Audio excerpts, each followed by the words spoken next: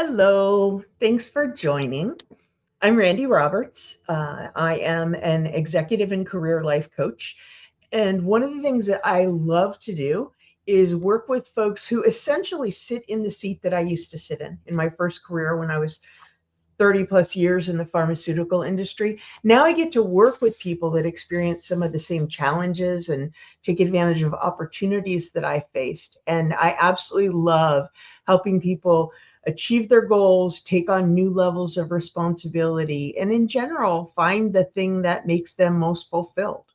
So that's why I do what I do. That's why I'm here. And I'm sure that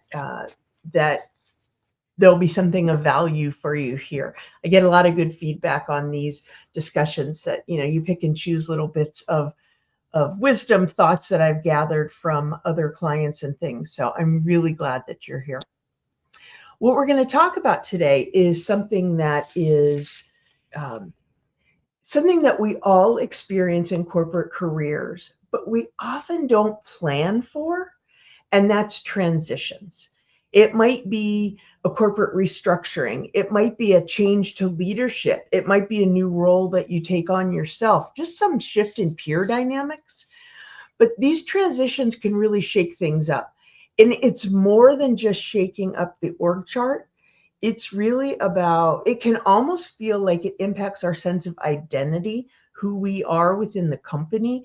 It can shift relationships. It can shake our own belief in ourselves at times and sometimes shake our confidence a little bit, but it doesn't have to. So sometimes doing a little bit of thinking about what that transition may be like can make all the difference. And here's the truth is leaders don't just navigate transitions, but sometimes we model how to do it well. And people look to us during times of change, when times are tough, and how we handle it. And so it really requires a bit of awareness, some discipline, and sometimes letting go of how things used to be in order to make the most of the opportunity. And sometimes it's not comfortable. But really, one of the keys is you hear me talk about mindset all the time. Mindset is really, really important here, too. Viewing transition as opportunity is absolutely the place to start. Even if you're feeling less than excited about the change, get curious. Try and find ways that this can make things more efficient or more productive or open new doors. If you look for those ways, you will find them. Mindset is everything. So let's dive in a little bit to some of the ways that these transitions can work for you and some of the things that we do sometimes that get in our way of us making the most of these transitions. So one of the things to think about is that a corporate restructuring isn't just strategic. It can actually feel personal to those impacted by it. You may be impacted in a way that's good for you and your career, but others around you may not. If it means separating people from the organization, how you treat both the people that are leaving and the people that are staying is really, really critical. The people that are staying see how you're treating the people that are leaving, and it says a lot about the culture. So all of those things obviously are really important. Sometimes people will experience a lot of uncertainty. They may have difficulty with that. They may even experience a kind of grief of letting go either of a job or colleagues or just the way things used to be done. And sometimes they can develop a lot of resentment towards it. So some openness and listening and an acknowledgement of what they may be feeling. It doesn't mean you have to wallow in it, but don't minimize it, acknowledge it, and then expect yourself and others to move on. But it can be more than something that happens on paper. It can feel very personal. It's interesting that changes in leadership may mean changes in language, changes in expectations. It's really important. Don't waste time worrying about what the old leader used to do. Jump on board as quickly as you can and study what the new leader expects, the language the new leader uses, what they value, what they stress. That doesn't mean changing yourself. That just means reading the room. and picking up on the cues and making sure that you're focused on the things that the new leader wants. It's the way to get things done. It's the way to be successful. Adapting early in general to any change can help you, but can also be a really positive influence on those around you. What if you're one of the ones that got promoted? Like, say you're in a situation where you're now the boss of the people that used to be your peers. It's a wonderful thing for you, but it can be a hard transition, both for you and for them. I mean, you may be managing former peers. And so one of the things to keep in mind is that clarity is more important than comfort. It's okay to be uncomfortable here, but you have to be clear. Defining new boundaries of the relationships can really help quite a bit. And recognizing, maybe managing your own feelings at being left out of certain things or certain discussions, the dynamic has to change. But you can work through that discomfort with an eye towards growth. Get really clear on how you want to show up as a leader. What is your North Star? What are the values that you want to project? What are the ways that you want to approach the new role? And in getting really clear on that, you can then line up your decisions and your actions to that vision. And it almost provides guidance for you on how you want to handle different situations. You may not always have the answer, but you can have clarity on how you're going to get the answer, and that gives people confidence. But the one thing that I would say is you should expect things to change. It's different. I've been in this situation of managing people that were your peers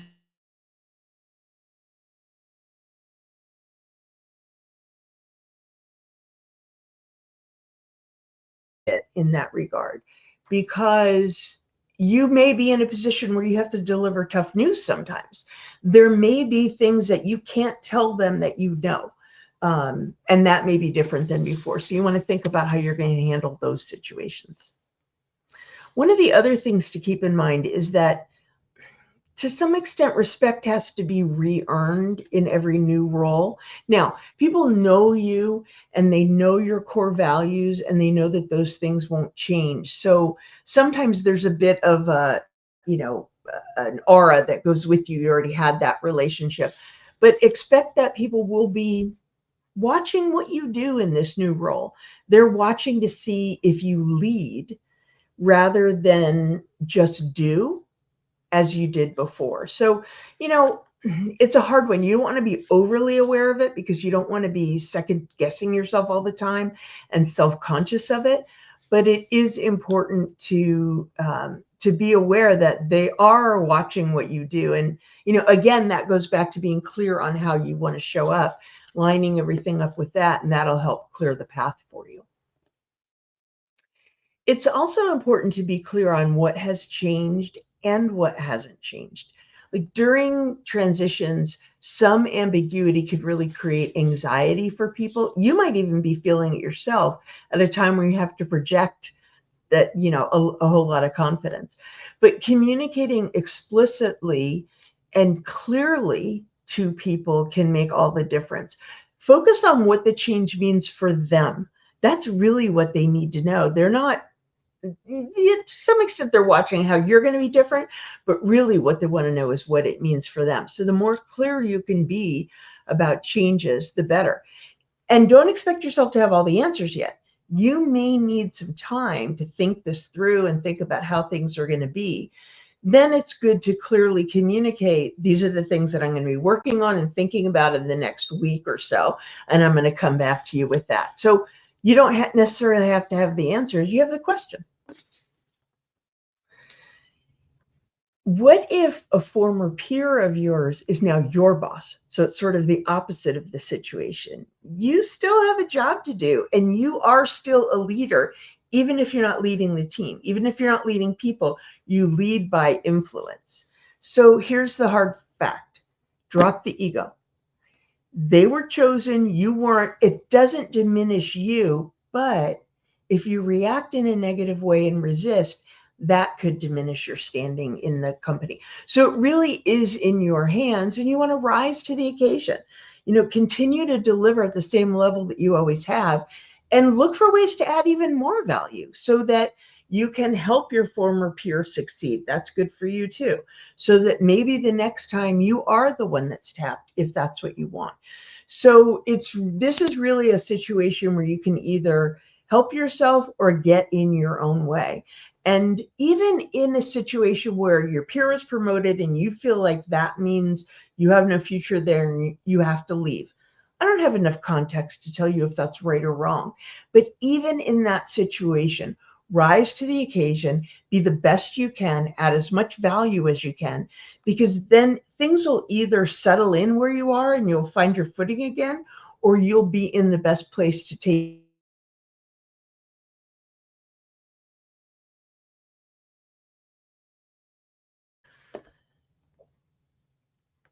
Something to keep in mind is you may be having an emotional reaction.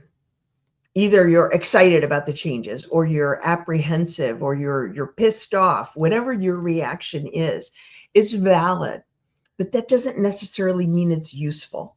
I mean, leadership isn't about denying emotion, it's about managing it. And you could use it as fuel to move forward, or sometimes you need to manage it in some way. Feel what you feel, but decide how you show up and act according to that. Get the support you need, but don't get it from within your team. Sometimes if you were peers and you're promoted to the boss now, you expect to get that support from those folks. It's not a realistic expectation anymore. You need to get that support from outside the team so that you can be the support for the team. And that's part of the growth. That's part of recognizing sometimes that what it got you here won't get you there. So you need to shift things up, and you need to be purposeful about it.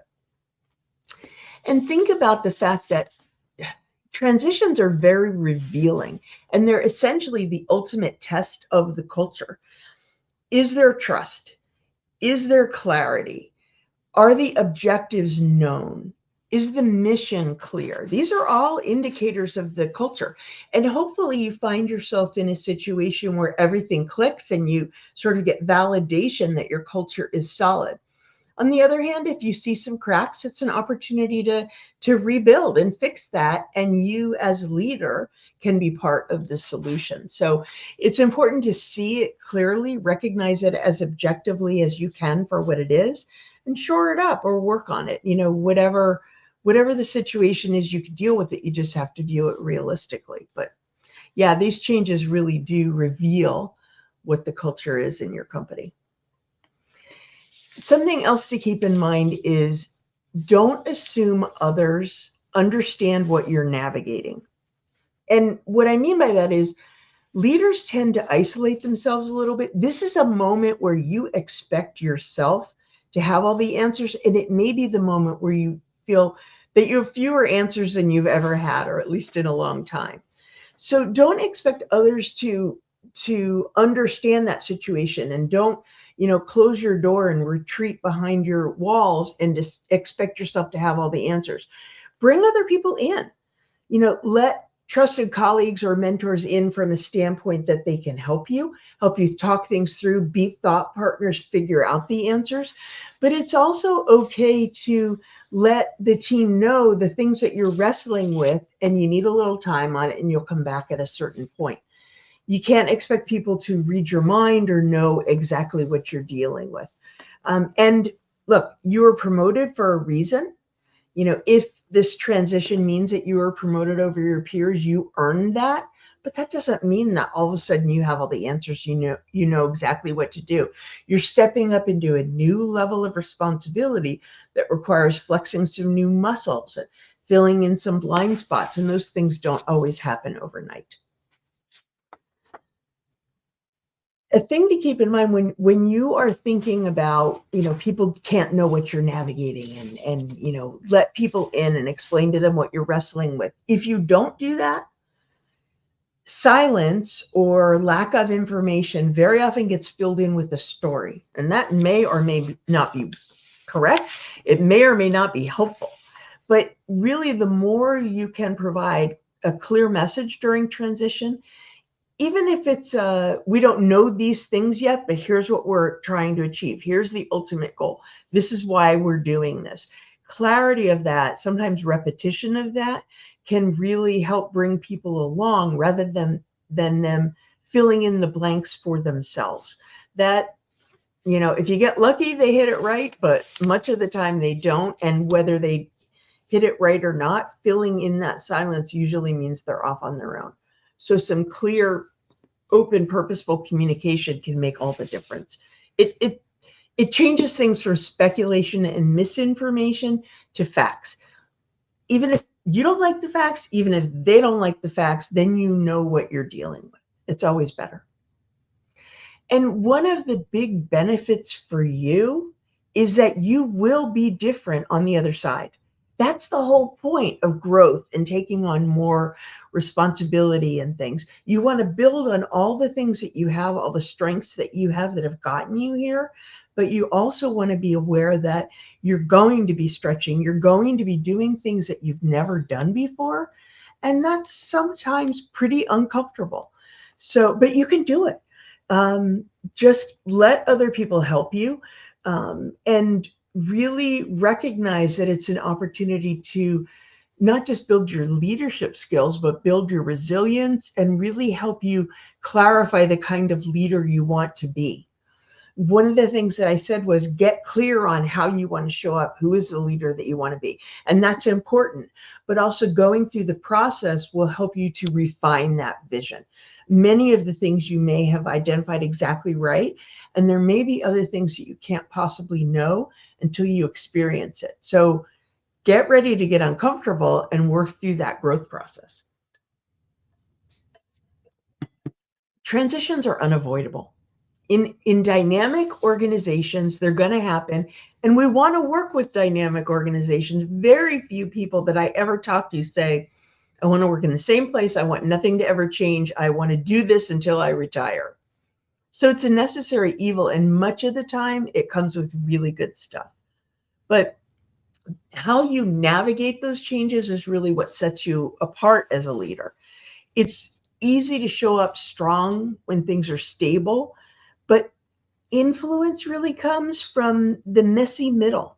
When you can hold both clarity and compassion, when you can sort of balance that, taking action and having humility, then you're not just getting through the transition, you're using it, you're fueling it to serve both your business and your people. And it's who you want to be. So if you can use the opportunity to really evolve, connect, and lead in the way that you choose to, you will drive results and you'll also earn the respect of your team. So along this topic, a couple of questions that I've gotten from people really have to do with reactions to the situation. So I thought that was kind of interesting. One of the questions I got was someone expressing a lot of surprise about the change and not sure how to manage it. And I think this goes back to dealing with the emotion and trying to give yourself, take a beat and think about what's the impact on you and try and get curious and see where the opportunities are. You may have stuff that you want to deal with. If that surprise is feeling threatening to you or whatever, you want to get the support and talk that through in the way that's right for you. But you kind of want to put that aside a little bit, get curious, see the opportunities, and put that into action right away so that people see what you want them to see. The other reaction kinds of questions that I got were around, someone said, this is not what I wanted. Like, it may have been a change to their leader or a restructure to their department that either they were concerned about how it was going to work or they were concerned about, did it mean fewer future opportunities for them? Similar kind of thing. Manage the emotion in it. It may not be what you wanted, but be open to the possibility that it's going to be better than it was before. And it may just open up opportunities you didn't see. If you're getting curious rather than judging it, it can make all the difference. An interesting question I got also, and a theme that comes up a lot in discussions with clients is, this is really overwhelming. You got promoted, it happened quickly. I remember being in that situation, great problem to have, but can feel like a problem. If you're feeling really overwhelmed and out over your skis, just take a pause. Do not expect yourself to do everything at once. You know, your team needs you to be present and needs you to be clear, but that doesn't mean you need to have all the answers. You sometimes just need to have clarity on what the questions are and figure out the path forward. But don't do it alone. You have mentors, you have colleagues, you can have a coach that can help you work through it so that you can grow from it and be the leader that you want to be. And, maybe you are destined to be. So let me know what your thoughts are. Let me know if this is helpful. Let me know if there's something you disagree with. And let me know if you have something to add to it, because this is how I add value, is by learning from my clients and all of you listening out there. So thanks so much for tuning in. I hope you have a great rest of your week, and I will see you soon.